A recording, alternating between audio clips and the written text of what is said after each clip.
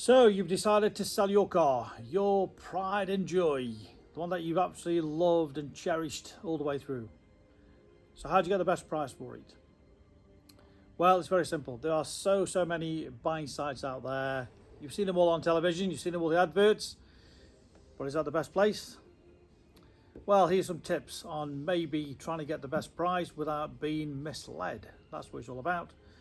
So, as many of you know, for 26 years plus, I have been buying cars directly from people like you.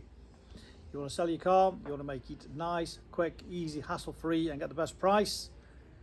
That's what I've done. I've just paid the top price for top cars. Simple as that. Not any car, just nice cars. And that's what I want to buy, just nice cars. Regardless of the age, it's just got to be low mileage, full service history, low ownership, your pride and joy. But if you've got one that's been abused and neglected and no service history and lots of owners, then that car's not for me. Probably one of the buying services online. So it's very misleading sometimes when you go onto these buying sites, because most of them will just ask you for the registration number. So you put the registration number in, the mileage in, very brief information, and it comes up with bing, big valuation. And you think, wow, that's good, that's interesting. It's a great price, 9 times out of 10.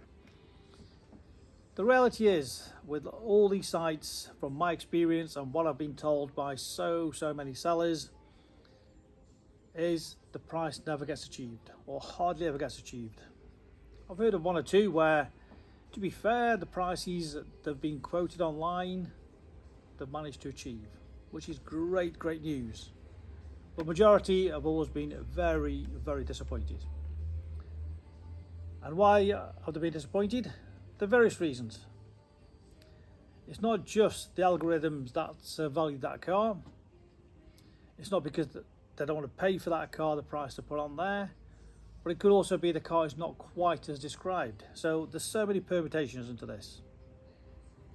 So the reality is if your car is absolutely pristine, there's no marks, no scratches, no dents, no scuffs, you might get the price achieved. But even then, only a couple of weeks ago I was offered a car, and I was £2,000 out. Yes, wow, £2,000 out from the online valuation to what I thought the car was worth. So I just thanked the seller to say, look, thank you very much, but as I say, I'm out. £2,000 is a massive difference. So they listed the car on this platform, and what they didn't realise, it was an auction site. Yep, it's an auction site. So the car gets listed, and dealers who wish to buy it will bid for that car. But unfortunately, the indicated price that they put on the car to what the actual bid was, wait for it, nearly £2,000 less. Yep, it was £250 more than what I'd bid on that car. So that just proved to me and to the seller, who was very disappointed, as you can imagine, with a very high figure, then to be deflated by almost £2,000. So when you get the online valuations, please do bear that in mind, that if it's an auction site, that is only an indication of what a dealer may pay.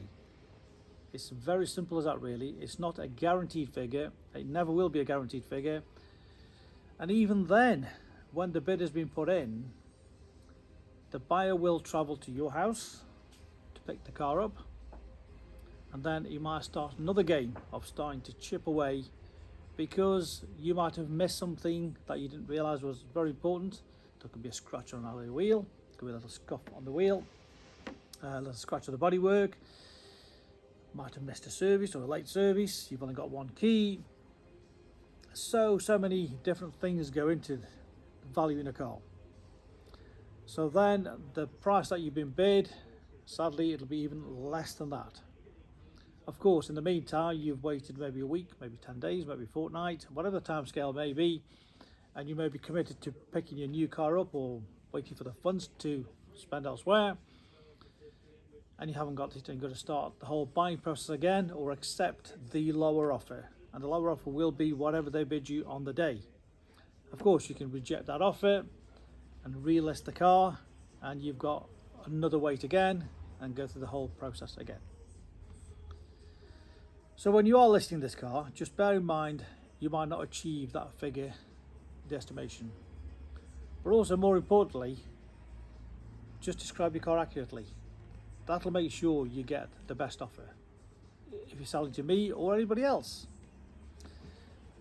So the most important things are, of course, service history. If you're putting down a full service history, make sure it is what the full service history is. So different manufacturers have different schedules. So if, for example, on Audi it's 2 years, 20,000 miles, whichever comes first, make sure your Audi you list is being serviced at least every 2 years or 20,000 miles. And you've got the paperwork to back it up. Don't rely on being digital, and don't say to the sellers it's a digital service history. So make sure you have the paperwork to prove the service history. If you're stating it's 2 keys, make sure you have 2 keys. Keys are absolutely horrendous prices these days, absolutely fortunes. Just a basic remote key these days is £250 to £300 on most cars. And I think I've been told it's like £650 for one of the BMW keys. There could be more. So the cost of a key, the service history, alloy wheel refurbishment. Again, if you've managed to just sadly curb a wheel, and you might have lived with that little scratch and a little scuff on it and thinking that's okay, it's not the end of the world. So for example, like me, the seller, I need to make sure that wheel has been refurbished to the right standard for the next buyer. So if it's just a slight damage, slight scuff, and it's just a standard alloy wheel, it may be 50, 70, 80 pounds to get that refurbished again. However, it's a very special diamond cut. It could be anything from 150 to 200 pounds depending on the wheel, the design, and what needs to be done. So you might live with that scratch. However, the new owner who's looking to buy that car definitely won't accept a car which has been damaged in that sort of way. Of course, the paintwork and the scratches as well. Unfortunate nature of used cars, cars do have to be resprayed or have a panel painted or a bumper corner sprayed. It's not the end of the world, it is a used car. However, if you've had it repaired and the work is substandard, then the dealer will knock the price off because they need to refurbish that bumper corner or that quarter panel or a door or a scratch or whatever. So again, additional costs. Dealers will spend hundreds if not thousands sometimes to make sure that car is absolutely perfect for the next owner. So just describe the car correctly.